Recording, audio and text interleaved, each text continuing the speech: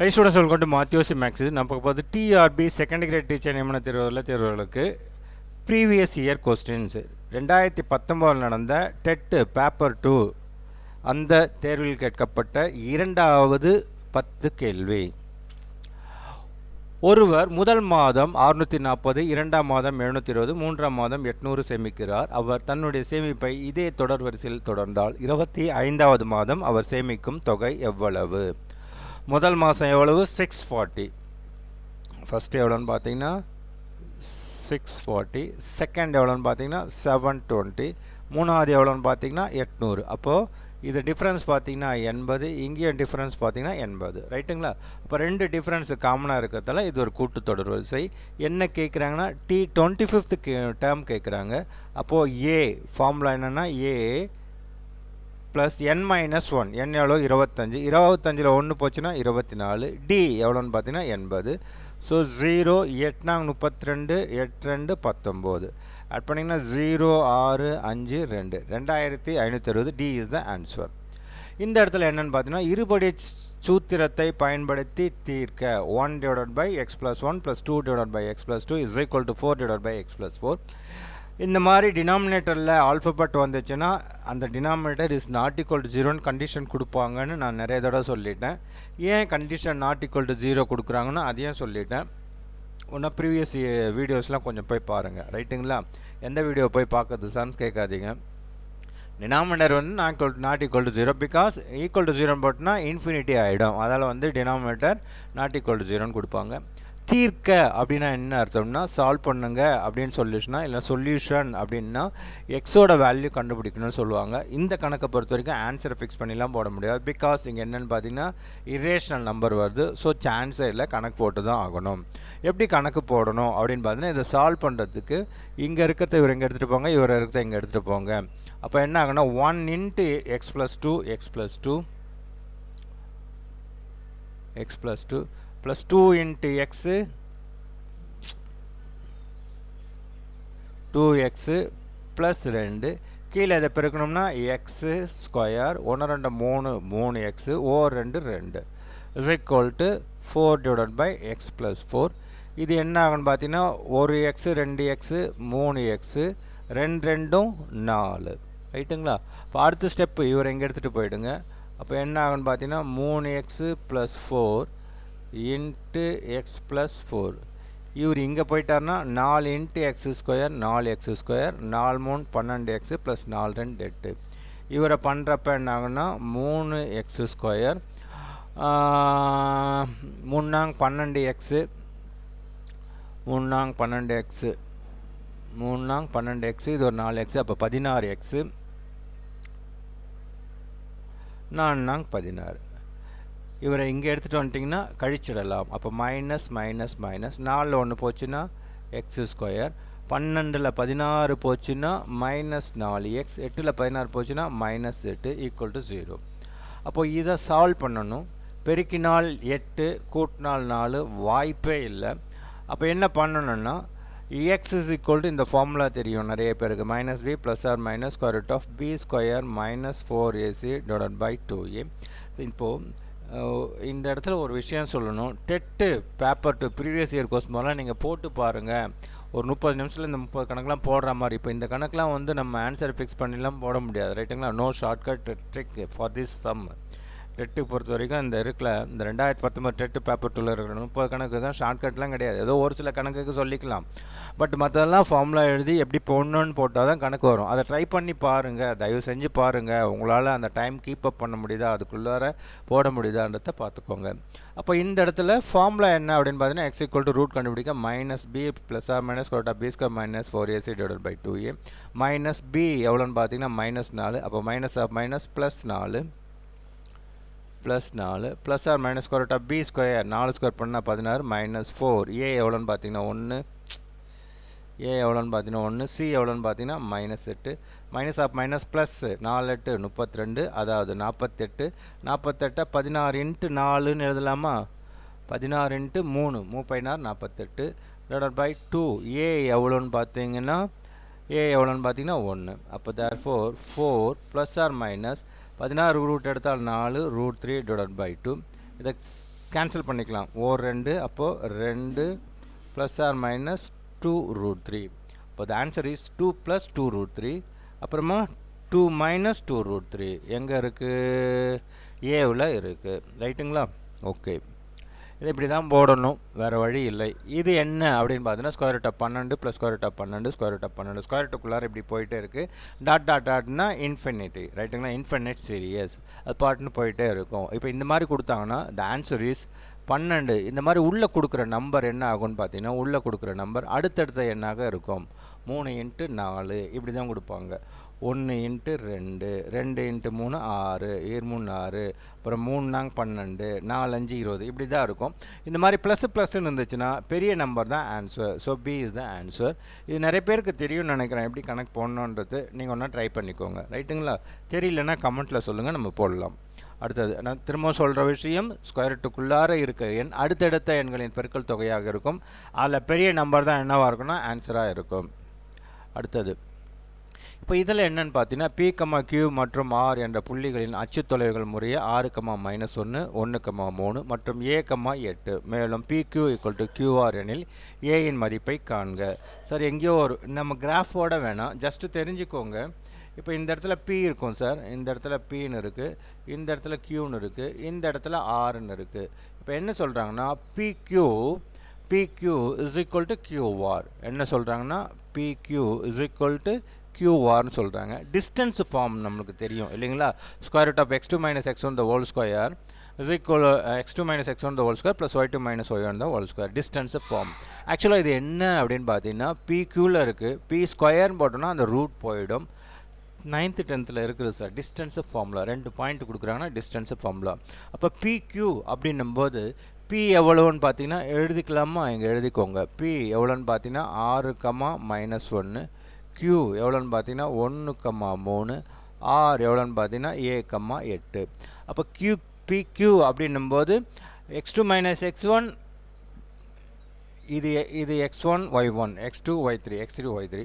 அப்போ ஃபார்முலா என்ன அப்படின்னு பார்த்தீங்கன்னா x2 - x1 the whole square plus y2 - y1 the whole square. அப்போ இதுக்கு அப்போ பண்ணுறச்ச இங்கே என்ன ஆகுன்னு பார்த்தீங்கன்னா 1 - 6 the whole square. அடுத்தது 3 -(-) +1 the whole square. இப்போ இந்த பக்கம் வரும்போது A - 1 இந்த இடத்துல QR இருக்குது. அதுக்கு டிஸ்டன்ஸ் ஃபார்முலா அப்ளை பண்ணுறப்ப A - 1 the whole square. அடுத்தது 8 - 3 the whole square. ரைட்டுங்களா? 1ல் 6 போச்சுன்னா 5 ஸ்கொயர். 5 ஸ்கொயர் எவ்வளோன்னா 25. 3 1 4 4 ஸ்கொயர் எவ்வளோன்னு பார்த்தீங்கன்னா 16. 8ல் 3 போச்சுன்னா 5 ஸ்கொயர். 5 ஸ்கொயர்னா 25. இதையும் அடிச்சிடலாம். இப்போ இந்த இடத்துல என்ன ஆகுன்னு பார்த்தீங்கன்னா A - 1 the whole square. A - 1 the whole square.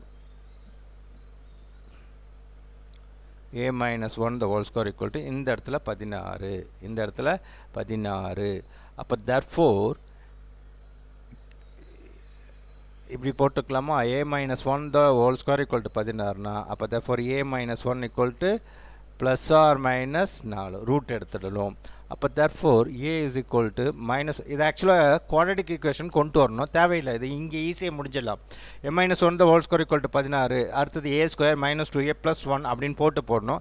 அவ்வளோ ரொம்ப சிம்பிளாக. இது ஸ்கொயரில் இருக்குது, இங்கே square number. So taking square root on both சைடும் போது A - 1 equal to +4. அப்போ therefore A equal to +4. இந்த -1 அந்த பக்கம் போச்சுன்னா +1. அப்போ 5. அடுத்தது அதே A - 1 equal to -4ன்னு எடுத்துக்கணும். அப்போ therefore A equal to -1 அந்த பக்கம் போச்சுன்னா +1. 1ல் 4 போச்சுன்னா -3. So the answer is 5, -3. Answer ஏவில் இருக்குது. அடுத்தது P of x equal to x square plus x plus 2 என்ற இருபடி பல்லுறுப்புக்கோவை x அச்சை வெட்டும் புள்ளிகளின் எண்ணிக்கை. நம்ம 10th ஸ்டாண்டர்டில் தீர்க்க கிராஃபில் ஒரு குவாட்ரட்டிக் ஈக்குவேஷன் கொடுத்துட்டு கிராஃப் பண்ண சொல்லுவாங்க. அப்படி பண்ணுறச்ச சிலதுக்கெலாம் வந்து இப்படி வெட்டும் இல்லைங்களா? அப்போ எக்ஸ் அச்சை வெட்டும் புள்ளிகளை காண்க அப்படின்னும்போது இந்த கொடுத்துருக்கிற ஈக்குவேஷன் x² + x + 2 = 0ன்னு எடுத்துகிட்டு இதை சால்வ் பண்ண முடியுதான்னு பார்க்கணும். பார்க்குறப்ப என்ன ஆகுன்னு பார்த்தீங்கன்னா 2 பெருக்கினால் 2 கூட்டினா எவ்வளோன்னா 2 தான் 2. 1 2 கூட்டினா 3. ஒரு வேளை கழிச்சுனா 2ல் 1 போச்சுன்னா 1. ஒரு வேளை இங்கேருந்து கழிச்சுனா -1. ஸோ எப்படி பார்த்தாலும் இந்த இடத்துல +1 வரல. ரைட்டுங்களா? பெருக்கினால் 2 கூட்டினால் +1 வாய்ப்பே கிடையாது. ரைட்டுங்களா? எப்போ பெருக்கினால் பாசிட்டிவ் 2னா 1 ஓரன் 2 1 2 கூட்டினீங்கன்னா 3 பாசிட்டிவ் வரணும்னா மேபி ரெண்டுமே நெகட்டிவாக இருக்கலாம். அப்போ -1 -2 -3. ஆனால் இங்கே கூட்டினா 1 வரணும். அப்போது இதை தீர்க்கவே முடியாது, வெட்டாது. ஈக்குவல் டு 0 ஒரு குவாட்ரடிக் ஈக்குவேஷனில் நம்ம ஃபேக்டரைஸ் பண்ண முடியல அப்படின்னும்போது அது எக்ஸை வெட்டாது. So the answer is C equal to 0. அடுத்தது 100க்கும் 300க்கும் இடையே 14ஆல் வகுப்படும் அனைத்து 7 எண்களின் கூடுதல். 100க்கு அப்புறமா 14 வகுப்படுது அப்படின்னு பார்த்தீங்கன்னா அது 112. நீங்கள் அப்படி சாதாரணமாக பண்ணிக்கோங்க சார். 7 14 7 14னா 98ன்னு வரும். அப்போ தப்போ 8 14 112. 300க்கு முன்னாடின்னு அப்படின்னு கேட்குறாங்க. 300க்கு முன்னாடினா 2 14 28 280 280 ஒரு 14 294. சும்மா வாய்ப்பாடு மனசுலேயே அப்படியே போட்டு இப்படி பண்ணு. இதுன்னு உட்காந்து வகுதுன்னு கைச்சிலாம் பண்ணக்கூடாது. ரைட்டுங்களா? அப்போ 112ல் ஆரம்பிக்குது, 294 இருக்குது. 14ஆல் வகுப்படும் அப்படின்போது அதுதான் டிஃப்ரென்ஸு. அவன் என்ன கேட்குறான்னா கூடுதல் என்னன்னு கேட்குறான், சம்மேஷன். அப்போது எனக்கு முதல் உறுப்பு தெரியும், லாஸ்ட் உறுப்பு தெரியும், டி தெரியுது. அப்போ சம்மேஷனுக்கு என்ன ஃபார்முலா அப்படின்னு பார்த்தீங்கன்னா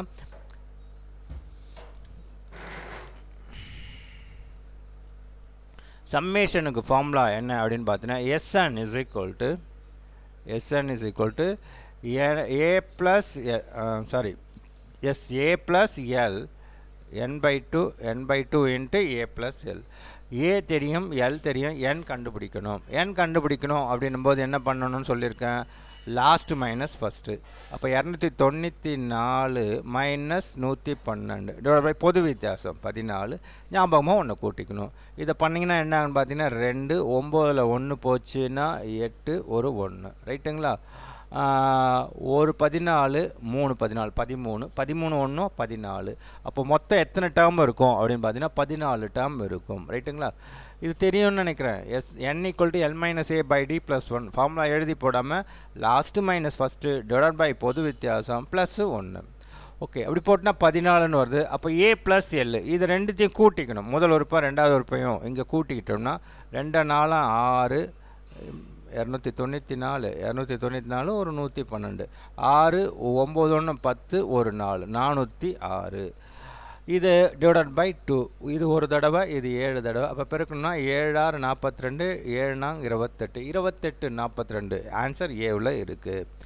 அடுத்தது ஓர் அதிவேக போர் விமானம் தரைமட்டத்திலிருந்து 3000 மீட்டர் உயரத்தில் மற்றொரு அதிவேக போர் விமானத்தை நேர்மேலாக கடக்கிறது. அவ்வாறு கடக்கும் பொழுது தரைமட்டத்தில் ஒரு குறிப்பிட்ட புள்ளியிலிருந்து அவற்றின் ஏற்ற கோணங்கள் முறையே 60 டிகிரி மற்றும் 45 டிகிரி எனில் அந்த நேரத்தில் இரண்டாவது போர் விமானம் மற்றும் முதல் போர் விமானம் ஆகியவற்றுக்கு இடைப்பட்ட தூரத்தை காண்க. A jet fighter at a height of 3000 meters from the ground passes directly over another jet fighter at an instance when their angles of elevation from the same observation point are 60 degree and 45 degree respectively. Find the distance of the first jet fighter from the second jet at the instant. அதாவது ஒரு போர் விமானம் இங்கே பறக்குது sir. இங்கே வச்சுக்கலாமா? இதுதான் ஒரு போர் விமானம் பறக்குது. இப்போ இதுலேருந்து தரையில் இது மொத்தம் எவ்வளோன்னு பார்த்தீங்கன்னா 3000. இப்போ இங்கே இதுதான் தரேன்னு வச்சுப்போம். அப்போ இங்கே ஃபஸ்ட்டு இப்படி ஒன்று இருக்குது. இதுக்கு மேலே ஒரு போர் விமானம் பறக்குதுன்னு சொல்கிறாங்க. ரைட்டுங்களா? ஒரு அதிவேக போர் விமானம் தரைமட்டத்திலும் 3000 உயரத்தில் மற்றொரு அதிவேக போர் விமானத்தை நேர்மேலாக கடக்கிறது.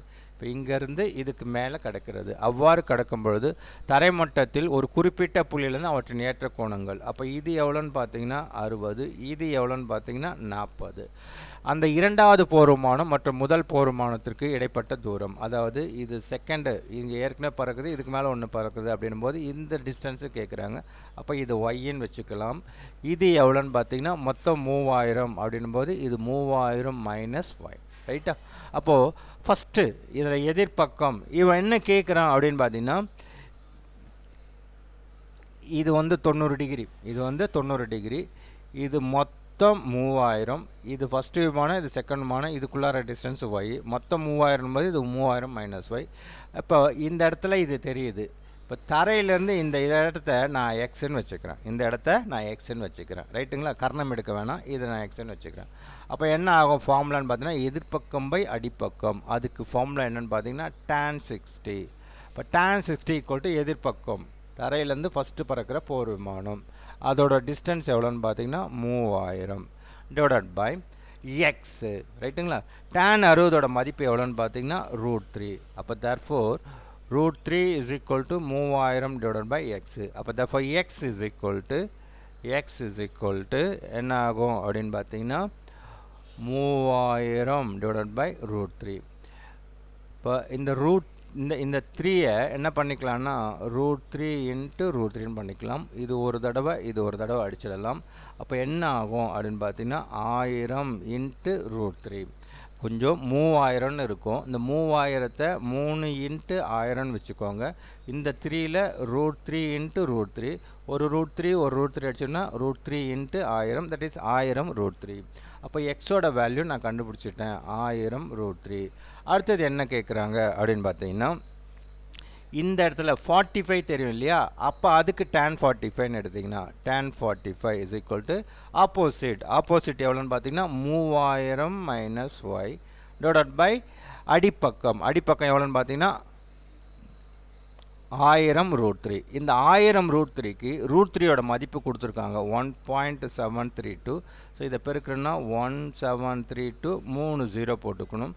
3 ஸ்தானம் தள்ளி வச்சுட்டுனா வெறும் ஜஸ்ட் 1732 கிடைக்கும். அப்போ 1732. எக்ஸோட மதிப்பு 1000 √3. √3யோட வேல்யூ அவன் கொடுத்துருக்கான். அப்போ 1000 into √3னா 1732 3 0. 3 ஸ்தானம் தள்ளி போச்சுன்னா ஜஸ்ட்டு 1732 கிடைக்கும். tan 45யோட மதிப்பு 1ன்னு தெரியும். அப்போ இது இங்கே போயிடும். அப்போ 1732 3000 minus y. இது இங்கே எடுத்துகிட்டு வா, இது இங்கே எடுத்துகிட்டு போ. அப்போ therefore y is equal to 3000 minus 1732. இப்போ 8 6 2 1 1268.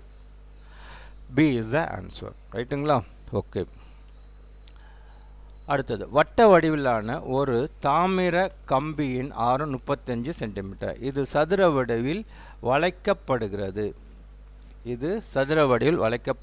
எனில் அச்சதுரத்தின் பக்கத்தை காண்க அப்படின்னு சொல்கிறாங்க. அதாவது ஷேப் கன்வர்ஷன். இப்போது இப்படி இருக்குது சார், ஒரு வட்ட வடிவில் இருக்குது. இதோட ரேடியஸ் எவ்வளோன்னு சொல்கிறாங்கன்னா 35. இதை என்னவா மாற்றுறாங்கன்னா சதுர வடிவில், இந்த கம்பியை சதுரமாக மாற்றிடுறாங்க. அப்படின்னா அச்சதுரத்தின் பக்கத்தை காண்க. இந்த இடத்துல கன்வெர்ட் ஆகுது. என்ன கன்வெர்ட் ஆகுது? இந்த இடத்துல இருக்கிற 2πr கம்பி, இந்த சுற்றளவு, இந்த கம்பியோட சுற்றளவு சதுரமாக மாறுகிறது. அதாவது 2πr என்பது இதோட சுற்றளவு 4a மாறுது. அப்போது 2 பையோட வேல்யூ 22/7. ஆர் எவ்வளோன்னு பார்த்தீங்கன்னா 35 ஈக்குவல் டு 4 into a. ரைட்டுங்களா? இந்த வட்டத்தின் சுற்றளவு, இந்த கம்பி வளைச்சி சுற்றி இருக்கிறதால இந்த கம்பியை நீட்டி சதுரமாக மாற்றுறாங்க. இப்போ இந்த சுற்றளவு சதுரத்தின் சுற்றளவுக்கு சமம். இப்போ ஒரு 7, இது 5, இது ஒரு 2, இது 2, இது ஒரு 2, இது 11. அப்போ I11 55. இப்போ A is equal to 55 centimetre. So B is the answer. அடுத்தது 3x + 6y + 7 = 0 மற்றும் 2x + ky = 5 ஆகிய நேர்கோடுகள் செங்குத்தானவை எனில் k இன் மதிப்பு என்ன? இப்போ இங்கே என்ன சொல்கிறாங்கன்னா, ரெண்டு கோடு செங்குத்து, இப்படி ஒரு கோடு இருக்குது, இப்படி ஒரு கோடு இருக்குது, ரெண்டு கோடும் செங்குத்து. இப்போ ரெண்டு கோடு செங்குத்துனா நம்மளுக்கு ரெண்டு விஷயம், அதாவது ஒரு விஷயம் தெரியணும். ரெண்டு விதமாக போடலாம். என்ன அப்படின்னு பார்த்தீங்கன்னா, m1 m2 பெருக்கினால் -1ன்னு வந்துச்சா, இரண்டு கோடுகளுடைய சாய்வை பெருக்குனா -1 வந்துச்சுன்னா அந்த ரெண்டு கோடும் செங்குத்தாக வெட்டிக்குது அப்படின்னு ஒரு ரூல். ரைட்டுங்களா? அப்போ ஃபஸ்ட்டு கொடுத்துருக்கிறதுல 3x + 6y + 7 = 0. சாய்வு m கண்டுபிடிக்கிறது எப்படி அப்படின்னு பார்த்தீங்கன்னா, y = mx + cன்னு ஒரு லைன் இருந்துச்சுன்னா இதில் m தான் என்னவாக இருக்கும், சாய்வுன்னு இருக்கும். அப்போ கொடுத்துருக்கிற 3x + 6y + 7 = 0. அப்போ therefore 6y is equal to, இந்த பக்கம் இது வந்துச்சுன்னா -3x, அடுத்தது -7. அப்போ y equal to -3/6x -7/6. ரெண்டாவது லைன் எவ்வளோன்னு பார்த்தீங்கன்னா 2x + ky = 5. அப்போ therefore ky equal to 2x, இந்த பக்கம் வந்துச்சுன்னா -2x, ஆல்ரெடி 5. அப்போ therefore y is equal to -2x / k + 5 / k.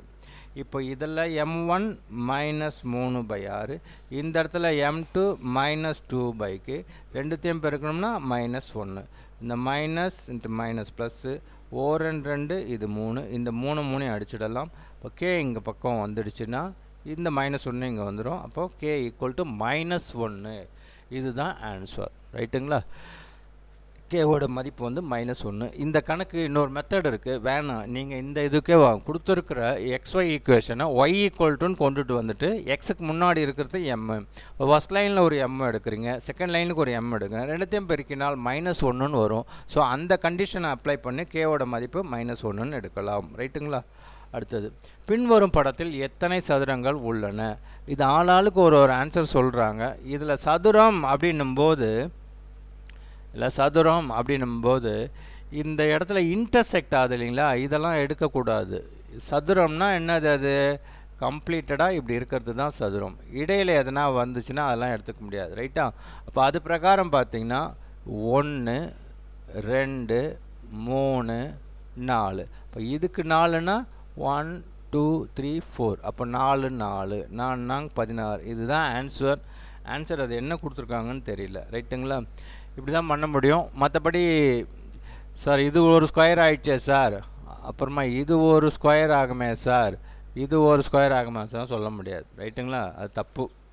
Square means கரெக்டாக இருக்கணும், அந்த ஷேப் வந்து இப்படி தான் இருக்கணும், இடையில் கோடுலாம் வரக்கூடாது. ரைட்டா? ஓகே சார், இன்னும் ஒரு 10 கேள்விகள் இருக்குது, அதை வந்து அடுத்த வீடியோவில் பார்க்கலாம். இப்போ போட்ட 10 கணக்கில் ஏதாவது புரியல சார், இது கொஞ்சம் எனக்கு புரியல அப்படின்னு கணக்கை மென்ஷன் பண்ணுங்கள், கொஸ்டின் நம்பர் மென்ஷன் பண்ணிங்கன்னா நான் திரும்பவும் சொல்கிறேன். ரைட்டுங்களா? ஓகே, தேங்க்யூ ஃபார் வாட்சிங்.